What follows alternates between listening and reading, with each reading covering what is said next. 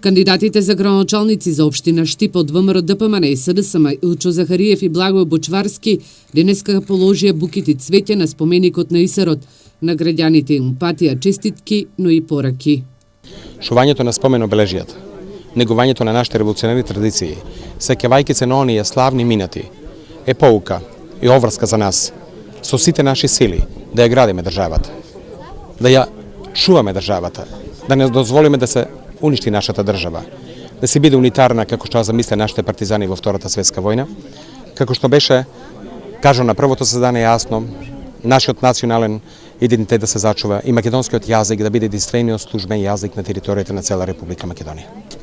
Сите оваа генерација на политичари и граѓани треба да се бориме за едни нови вредности, за подобрување на животите на нашите граѓани, да го прекинеме иселувањето на младите луѓе од Република Македонија и веќе еве во наредниот период ни доаѓа еден момент на ново ослободување на нашиот народ, на нашиот град и на нашата држава.